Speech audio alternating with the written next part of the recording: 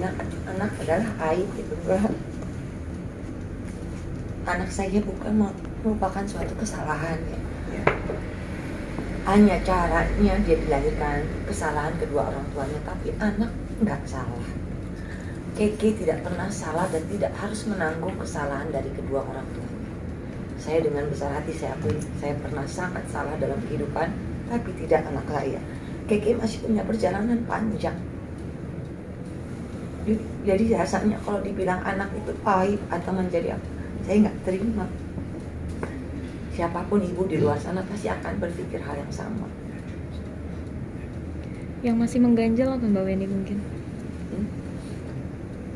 Aduh, terharu dengan kemenangan ini. Sekali lagi terima kasih ya kepada Allah Subhanahu Wa Taala. Terima kasih kepada doa orang tua yang selalu menyertai, dan apresiasi sekali lagi setinggi-tingginya kepada Majelis Hakim Pengadilan Tinggi Banten yang sudah mengkedepankan hak anak-anak kami gitu ya, hak anak. Sebagai orang yang awam hukum, saya cuma berpikiran perbuatan saya ini kan dilakukan oleh dua orang. Kenapa selalu pihak wanita yang disalahkan? Kemana tanggung jawab laki-lakinya?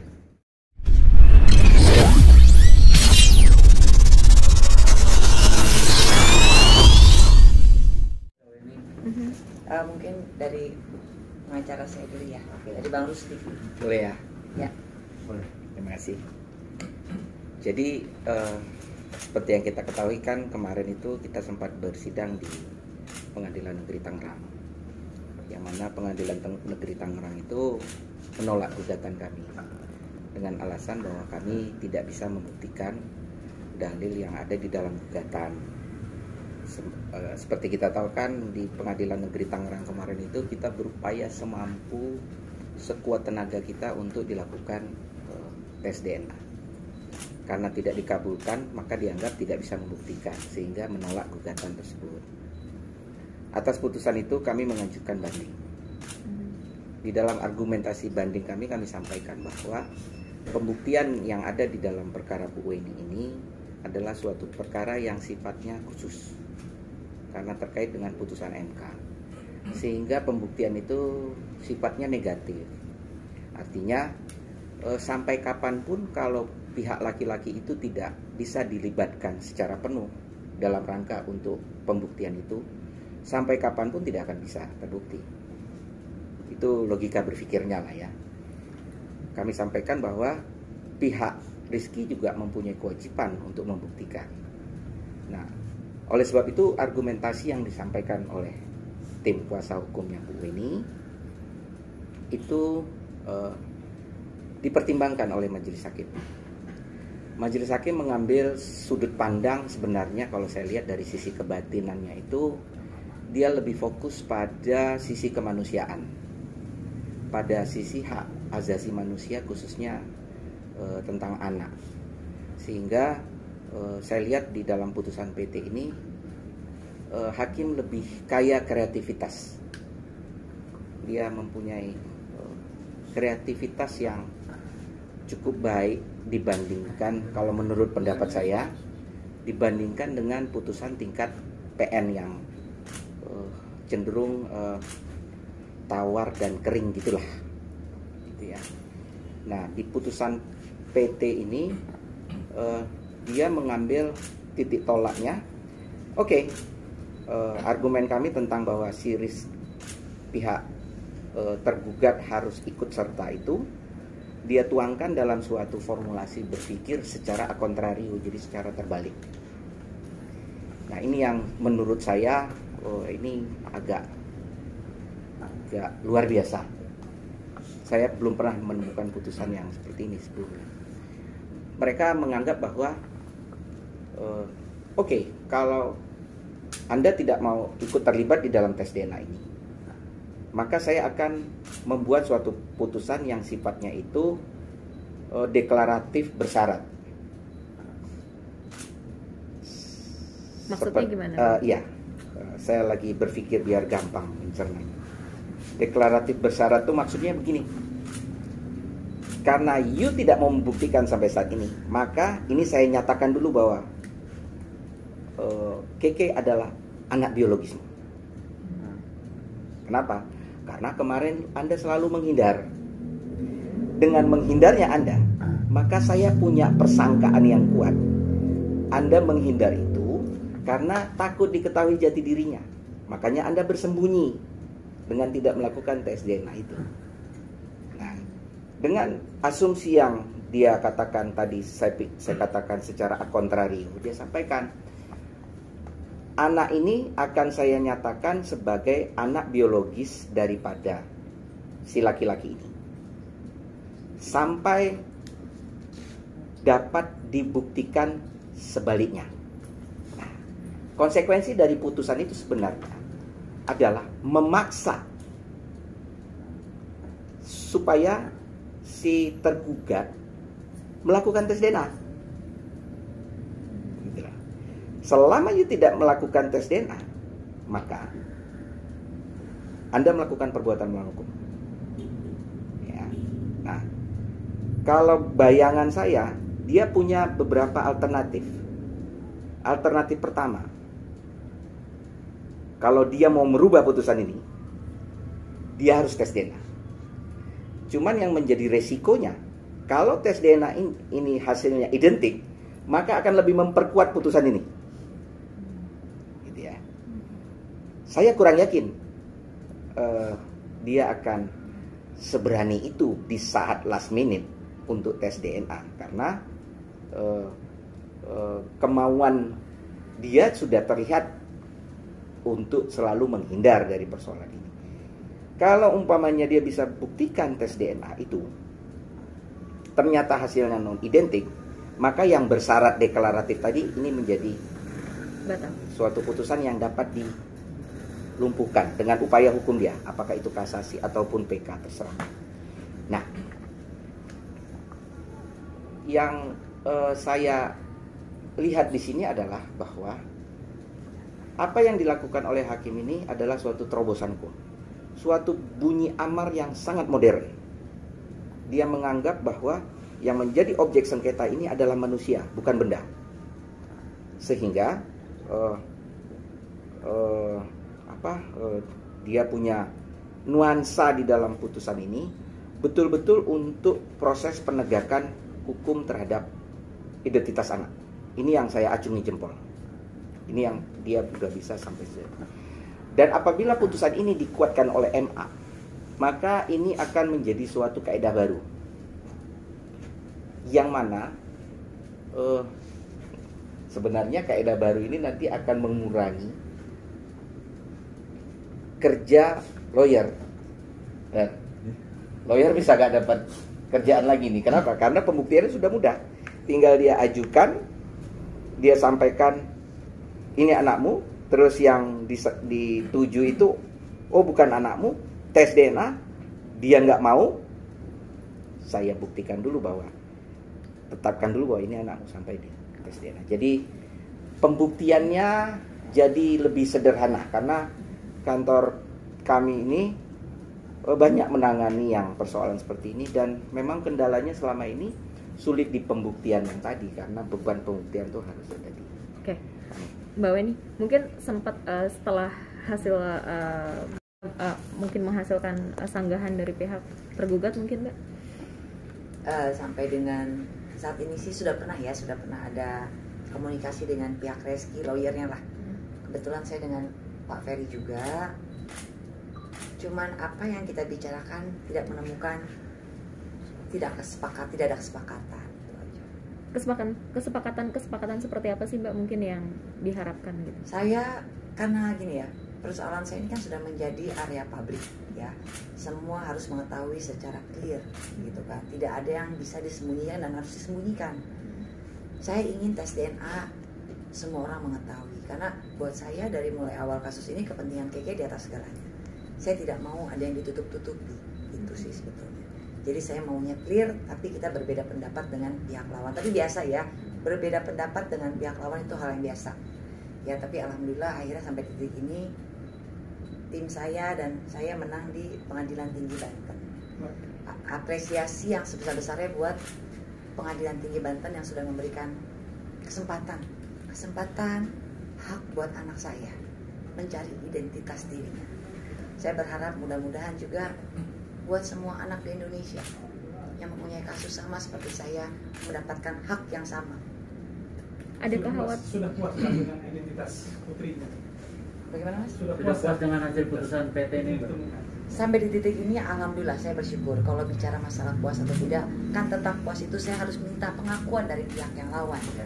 Tapi sampai saat ini kan tidak ada satu statement pun dari pihak Reski Aditya gitu kan. Beliau masih diam 1000 bahasa gitu aja. Ada kekhawatiran nggak sih Mbak saat nanti mungkin dari pihak tergugat juga melakukan kasasi? Buat saya tidak perlu khawatir ya. Kasasi itu adalah hak dari beliau gitu kan. Silahkan aja mau kasasi, mau peninjauan kembali itu hak. Tapi kan nanti kita ikutin alur hukumnya seperti apa. Harapannya Mbak Weni sendiri nih dengan adanya putusan dari pengadilan tinggi ini seperti apa sih Mbak? Apakah ada keinginan untuk pertemuan dengan anak dan ayah ini dalam jangka waktu berapa gitu, atau seperti apa sih yang diinginkan? Keinginan saya simpel kok. Saya cuma pengen anak saya diakui sebetulnya kan.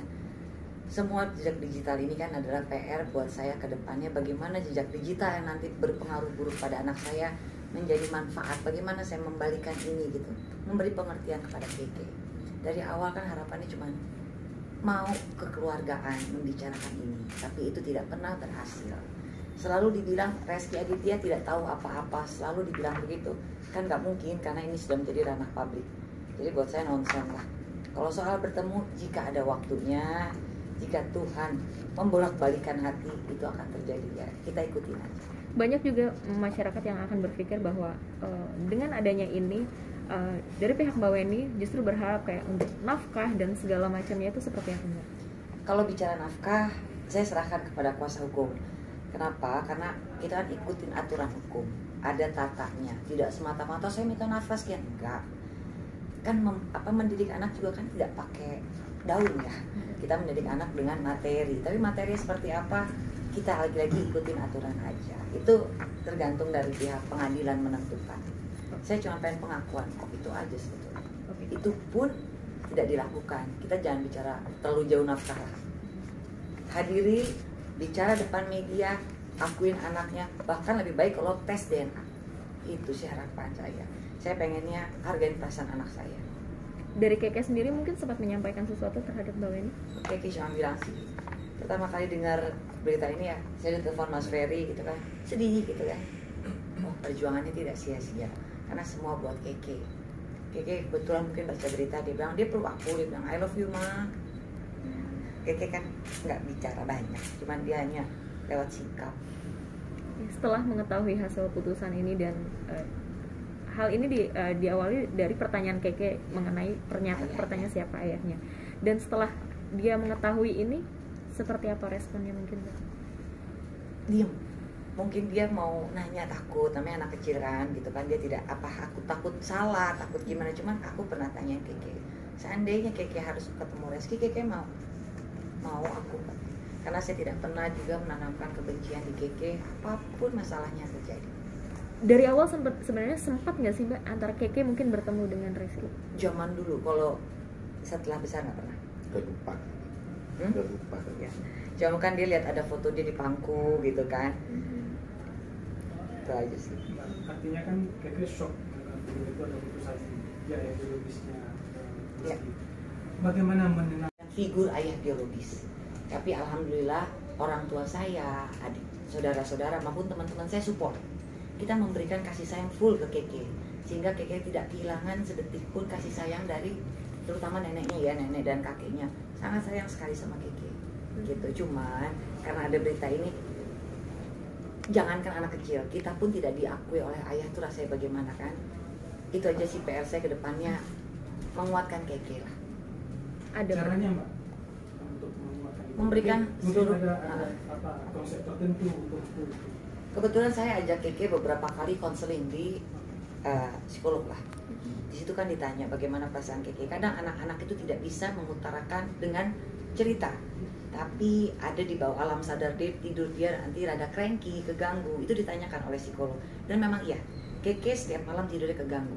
Karena menurut psikolog, golden age anak 1-5 tahun itu dia merekam, tapi kan ketutup oleh memori yang lain, tapi tetap ada di dalam rekaman lama itu yang mengganggu tidurnya gitu. Jadi mungkin Keke harus konseling lebih lebih rajin lebih. Sempat mengigau atau apa gitu Mbak? Setiap malam Keke suka begitu emang kebiasaannya. Seperti apa? Apa ya, kayak orang apa sih, menggigau aja, ngomong segala macam gitu. Mungkin kan alam bawah sadarnya dia. Makanya saya sangat berharap dari awal kasus ini pakai hati nurani gitu kan. Yang kita bicarakan ini bukan saya nggak mau kok ketemu Reski juga gitu. Tapi kan ada anak yang menanyakan siapa ayahnya, pakai hati nuraninya. Tapi tidak ada hati nurani di sini dari pihak sana, menurut saya ya. Setelah hasil putusan ini, putusan dari pengadilan tinggi ini juga sudah ada respon dari pihak mereka? Alhamdulillah sih tidak ada respon apapun dari pihak Reski. Nggak ada ya Mas ya. Langkah selanjutnya mungkin? Langkah selanjutnya bisa Mas Ferry. Ya, kalau saya sih berpendapat gini Pak. Ini kan langkah kita menuju suatu pengadilan ini kan sebenarnya upaya hukum yang kami juga tidak menikmatinya. Tapi hanya itu pilihan yang kami punya. Dibandingkan kami tidak mengambil pilihan apapun. Nah, tentunya terhadap putusan ini harusnya bisa kembali merefresh ya, untuk mengingatkan kembali kepada kedua orang tua yang menghadirkan anak ini di dunia. Mungkin mereka lupa dahulu mengapa alasan anak ini dilahirkan.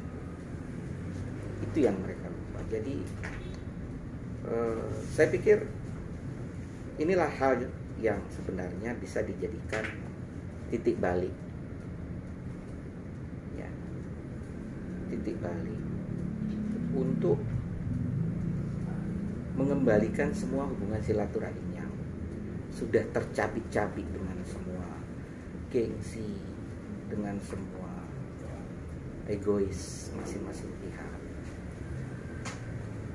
Dua pihak ini harus menyatukan pikiran pada anak. Walaupun mungkin di sebelah sana punya anak lagi, tapi harus diingat bahwa putusan ini juga sudah mendeklarasikan bahwa yang terjadi ini adalah suatu perbuatan melawan hukum, suatu perbuatan yang sudah tidak sesuai dengan norma. Maka jalan terbaik itu adalah kembali pangku lagi nih anak, peluk lagi nih anak ya, satukan lagi anak-anak yang terpisah ini. Aku pikir kalau itu terjadi sama sekali tidak mengurangi derajat dia sebagai seorang artis, sebagai seorang laki-laki, sebagai seorang bapak ya.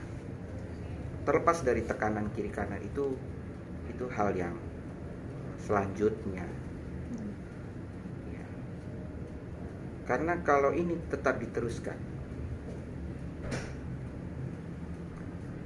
saya yakin Reski akan kembali ke kandangnya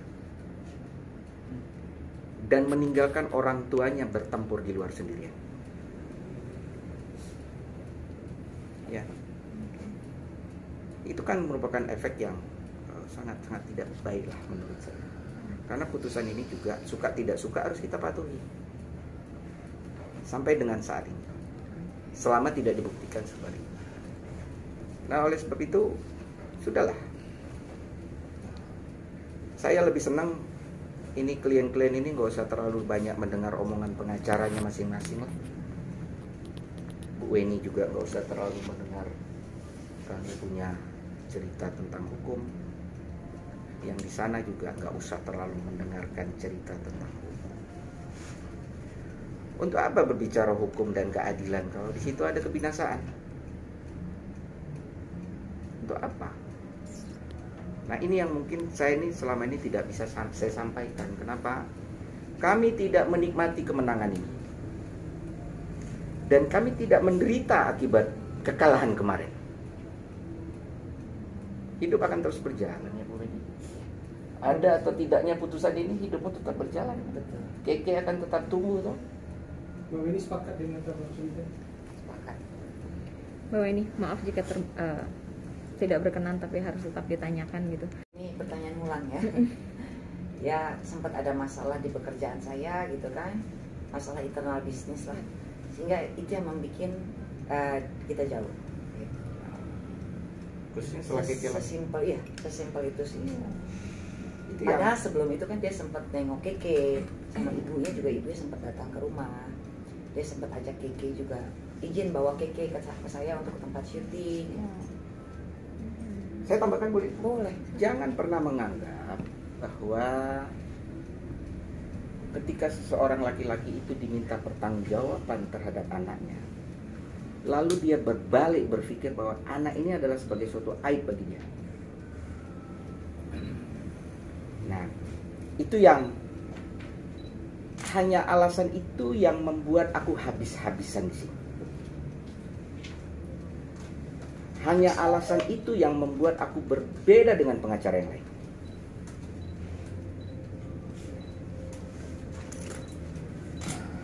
Akhirnya saya tetap pada konteksnya, lakukanlah ini yang terbaik buat. Oke deh, lu nggak bisa anggap ini anak dulu karena mungkin terlalu kaget ya. Bukan anak. Ya, terlalu kaget harus dianggap anak gitu kan akibat putusan ini. Anggap dia anak kecil dulu deh. Anggap dia anak kecil yang harus ya, anak kecil ini kan juga kita semua harus menjaga. Kalau ada anak kecil di pinggir jalan itu, dia mau nyebrang jalan, apa kita harus berpikir bahwa biarin aja dia nyebrang jalan, bukan anak gue kok. Mbak Weni, Saya suka gimana ya kalau ada yang bilang anak adalah aib gitu. Enggak. Anak saya bukan merupakan suatu kesalahan ya. Hanya caranya dia dilahirkan, kesalahan kedua orang tuanya, tapi anak nggak salah. Keke tidak pernah salah dan tidak harus menanggung kesalahan dari kedua orang tuanya. Saya dengan besar hati saya akui, saya pernah sangat salah dalam kehidupan, tapi tidak anak saya. Keke masih punya perjalanan panjang. Jadi rasanya kalau dibilang anak itu aib atau menjadi apa, saya nggak terima. Siapapun ibu di luar sana pasti akan berpikir hal yang sama. yang masih mengganjal apa Mbak Weni mungkin? Aduh, terharu dengan kemenangan ini. Sekali lagi terima kasih ya kepada Allah Subhanahu Wa Taala. Terima kasih kepada doa orang tua yang selalu menyertai, dan apresiasi sekali lagi setinggi-tingginya kepada Majelis Hakim Pengadilan Tinggi Banten yang sudah mengkedepankan hak anak-anak kami gitu ya, hak anak. Sebagai orang yang awam hukum, saya cuma berpikiran perbuatan saya ini kan dilakukan oleh dua orang. Kenapa selalu pihak wanita yang disalahkan? Kemana tanggung jawab laki-lakinya? Itu kan bahasa saya sebagai orang awam. Mungkin bahasa Bang Rusti kan lebih ke hukum gitu ya. Di mana tanggung jawab seorang laki-laki? Instagram saya penuh juga awal-awal dengan yang menghujat, selalu wanita yang disalahkan.